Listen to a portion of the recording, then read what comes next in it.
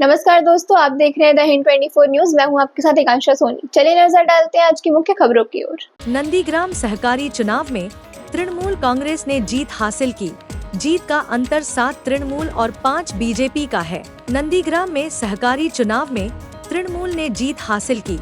चंदन नगर अकंदबाड़ी समवाय कृषि उद्योग समिति लिमिटेड के चुनाव में तृणमूल कांग्रेस और भाजपा ने 12 सीटों पर चुनाव लड़ा। मतदान के अंत में तृणमूल कांग्रेस को 7 सीटें और बीजेपी को 5 सीटें मिली। चुनाव जीतने के बाद नंदीग्राम में एसोसिएशन के सदस्य उत्साहित हैं।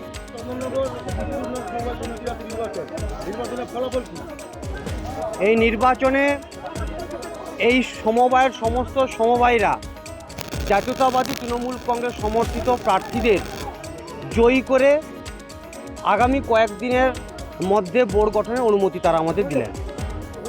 এই জয় মমতা বন্দ্যোপাধ্যায়ের নেতৃত্বে আর অভিষেক বন্দ্যোপাধ্যায়ের সেনাপতিত্বে সারা বাংলা জুড়ে সমবায় উন্নয়নকে সামনে রেখে মানুষ তার ভোটাধিকার দান করেছে।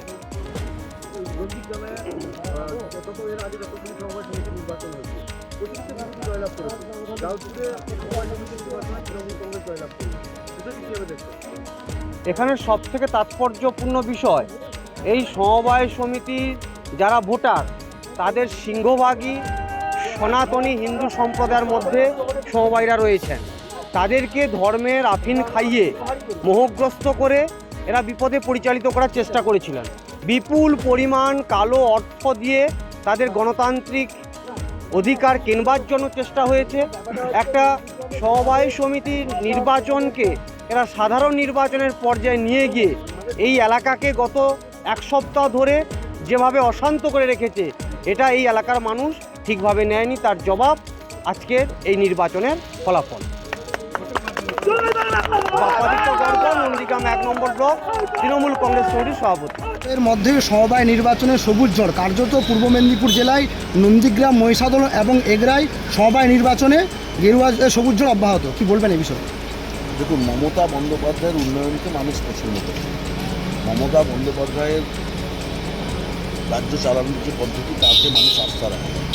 তাই সমবায় সমস্ত নির্বাচন মমতা বন্দ্যোপাধ্যায়ের পক্ষেই। মমতা বন্দ্যোপাধ্যায়ের প্রতীক দেখলে মানুষ মমতা বন্দ্যোপাধ্যায় পছন্দ করে। যদি শুভেন্দু অধিকারীর গড় নন্দীগ্রামেও কিন্তু সমবায় নির্বাচনে অপেক্ষা করুন, পরপর পরিবর্তন কীভাবে করছে। মহিষাদল, এগরা সমস্ত জায়গায় আবার তো অনেক সমবায় সমিতির নির্বাচন আছে সামনের দিনে। সমস্ত সমবায়গুলোতেই তৃণমূল সমর্থিত প্রার্থীরাই জয়লাভ। ऐसे ही तमाम खबरों के लिए जुड़े रहिए द हिंद 24 न्यूज के साथ।